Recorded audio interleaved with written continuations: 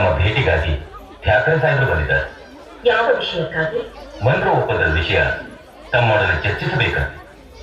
ಕರೆದುಕೊಂಡು ಆಗಲಿಲ್ಲ.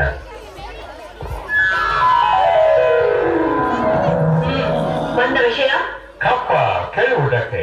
ಏನು ಕಪ್ಪ?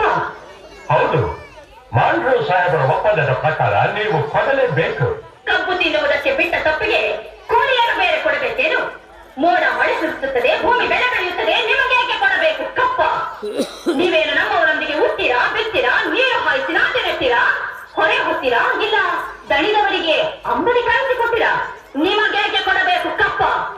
ನೀವೇನು ಅಣ್ಣ ತಮ್ಮಂದಿರೇ, ನೆಂಟರೇ, ಗಿಟ್ಟರೆ, ದಾಯಾದಿಗಳೇ, ನಿಮಗೇಕೆ ಕೊಡಬೇಕು ಕಪ್ಪ? ನಡುಗೆ ಸಾಯಬೇಡ, ಕುಳಿತುಕೋ. ಎಂತ ಕಷ್ಟದಲ್ಲೂ ಇಷ್ಟೊಂದು ಕಪ್ಪವೇ? ಅದು ಕನ್ನಡಿಗರ ಹುಟ್ಟುಗುಣ. ಹೀಗೆ ಜಮ್ಮ ಕೊಟ್ಟಕೊಂಡ ಮೈಸೂರು ಮೂವತ್ತು ಪಾಲಾಯಿತು. ಅದು ನಿಮ್ಮ ವೀರತ್ವದಿಂದಲ್ಲ, ವಂಚನೆಗಿಂತ. ಮೈಸೂರನ್ನು ಹಾಳು ಮಾಡಲು ಮರಾಠರನ್ನು, ಮರಾಠರನ್ನು ಹಾಳು ಮಾಡಲು ಮತ್ತೊಬ್ಬರನ್ನು ಎತ್ತಿ ಕಟ್ಟುತ್ತಾ ಇಡೀ ಹಿಂದೂ ದೇಶವನ್ನೇ ನಯವಂಚನೆಯಿಂದ ನುಂಗಲು ನಿಂತಿರುವ ನೀವು. ಕಿತ್ತೂರು ರಾಣಿಯ ಎದುರು ಕಪ್ಪ ಕೇಳುವವರ ನಾಲಿಗೆ ಸಿಡಿದು ಹೋದಿತು. ರಾಣಿ ಸಾಹೇಬ, ನೀವು ಕಂಪನಿ ಕತ್ತಲೆ ಬೀಳುತ್ತಿದ್ದೀರಾ? ನಿಮ್ಮ ಕಂಪನಿಯವರಿಗೆ ನಮ್ಮ ನಾಡಿನಲ್ಲಿ ನಿಲ್ಲಲು ಜಾಗದ ಭಿಕ್ಷೆ ಕೊಟ್ಟವರು ನಾವು. ಕತ್ತಳೆ ಮಾಡುವ ಅಧಿಕಾರ ನಮ್ಮದು. ಮಾಂಡ್ರೋ ಒಪ್ಪಂದದ ಪ್ರಕಾರ ಕಿತ್ತೂರಿನ ಮೇಲೆ ನಮಗೆ ಅಧಿಕಾರವಿದೆ. ಏನಂತೆ? ಕಿತ್ತೂರಿನ ಮೇಲೆ ನಿಮಗೆ ಅಧಿಕಾರವೇ? ಕಿತ್ತೂರು ನಿಮ್ಮಪ್ಪ ತಾತಂದಿರು ಗಳಿಸಿದ್ದ ಆಸ್ತಿ ಏನು? ಜನರು ನಾಯಿಗಳಿಗೆ ರೊಟ್ಟಿಯನ್ನು ಚೆಲ್ಲಿ ಅಂಜದೆ ಮನೆಯೊಳಗೆ ನುಗ್ಗಿ ವಂಚನೆಯಿಂದ ಕೊರಳು ಕೊಯ್ಯುವ ಸ್ವಭಾವ ಕನ್ನಡಿಗರದಲ್ಲ. ನಿನಗೆ ಜೀವದಾನ ಮಾಡಿದ್ದೇನೆ. ಚಂದಮ್ಮ, ನೀನು ತಿರುಮತಿನ ಮೇಲೆ ಕುಳಿತು ಬೆಕ್ಕನ್ನು ಮಾತಾಡುತ್ತೀಯ. ಬದುಕುವ ಆಸೆ ನಿಮಗೂ ಇಲ್ಲ, ನಿಮ್ಮನ್ನು ಉಳಿಸುವ ಆಸೆ ನಮಗೂ ಇಲ್ಲ.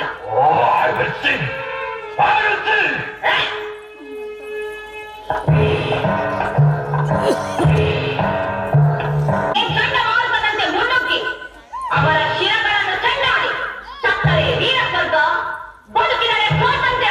ಹರ ಹರ ಮಹಾದೇವ.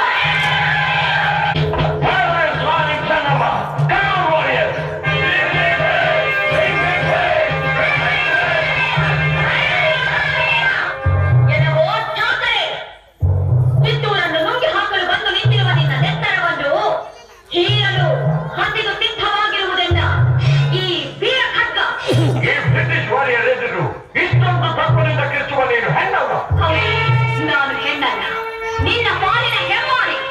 ವೈರಿಯ ಗುಂಡಿಗೆಗೆ ಗುಂಡಿಕ್ಕುವ ಗಂಡೆದೆಯ ಗಂಡುಗಲಿ ಹೆಣ್ಣು ಈ ಕಿತ್ತೂರಿನ ಹುಲಿ. ಇದನ್ನು ಒಂದು ಮಾಡಿ ಬೋರ್ನಲ್ಲಿ ಹಾಕಿ. ಕೆಲವೋ ಕೆಂಪು ಮುಖದ ಮಂಗವೇ ಕೈಯಲ್ಲಿ ತಕ್ಕಡಿ ಹಿಡಿದು ಭಾರತ ದೇಶಕ್ಕೆ ಕಾಲಿಟ್ಟು